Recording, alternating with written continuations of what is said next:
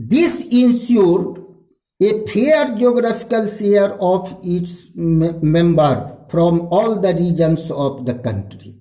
It means the constitution represents all the regions, geographical regions of the country. That's why we should accept, we should not disagree with the constitution. The assembly, although the assembly was dominated by the Indian National Congress, the party that led India's freedom struggle. But the Congress itself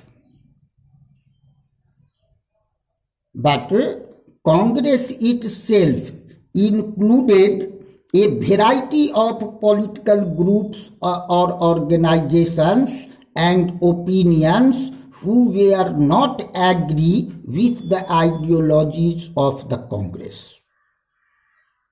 It was generosity of Congress. It was the liberality of the Congress. In spite of domination in the Constituent Assembly, it included itself a variety of political groups and opinions who were not agree with the ideas, with the views of the Congress. Because in future, no one could raise question against the basic rules of the Constitution. In social terms too, the Assembly represented members from the different language, different groups, different castes, different classes, different religions, different occupations. It means, why should we accept the Indian Constitution?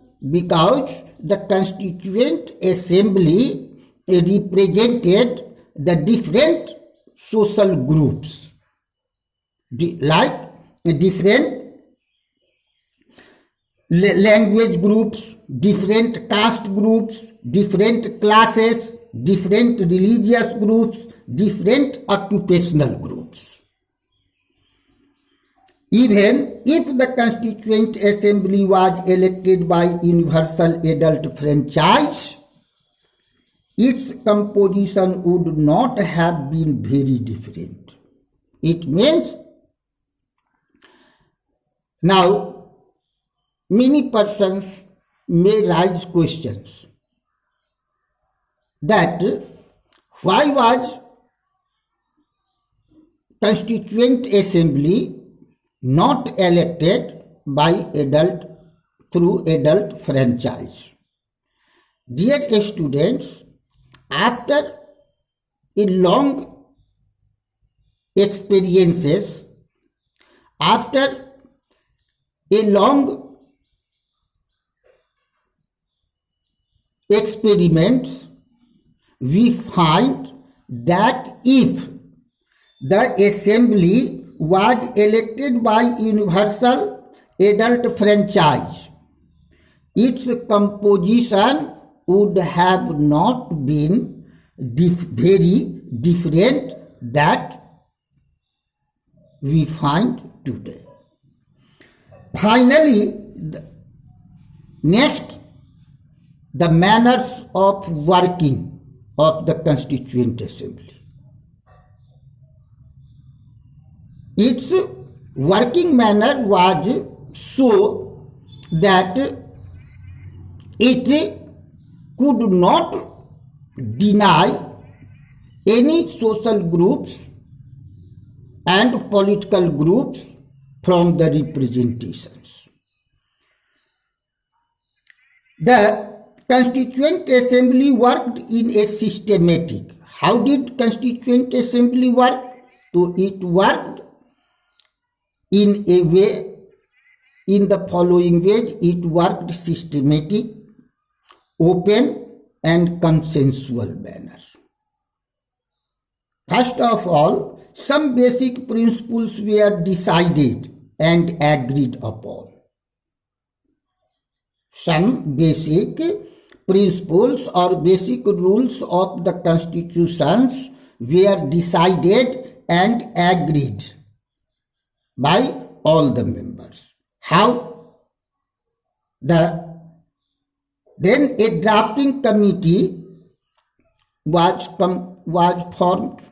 composed,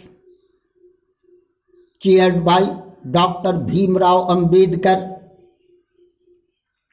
who prepared a draft of the constitution for discussion. Not only he drafted and it became the part of the constitution. There was a long discussion held on the draft of the constitution. Several rounds of thorough discussion took place on the drafting of constitution. Clause by clause. Clause by clause, thorough discussion took place on the drafting of constitution. More than 2,000 amendments were considered. After drafting, 2,000 amendments were made in the constitution. The members deliberated for 14 days, spread over 3 years. It means 114 days the Constituent Assembly meet together for discussion on the drafting of the Constitution. Every document presented and every word spoken in the Constituent Assembly has been recorded and preserved. Every word and every document of the Constitution was recorded and preserved, which is witness of the popularity of the Indian Constitution. These are called Constituent Assembly debates. What is called, what do you mean by Constituent Assembly debates? To recording and preservation of every document and every word spoken in the Constituent Assembly is called Constituent Assembly debates. When these debates were printed in bulky volumes, these debates provide rationale behind every provision of the Constitution. It means these debates sanction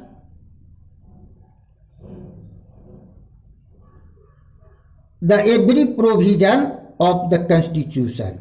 That's why we should accept the Constitution. These are used to interpret meaning of the Constitution. As students, as any question is raised by a political party, a political group, then this Constituent Assembly debate helps us to amend the Constitution and to reform, to correct the Constitution.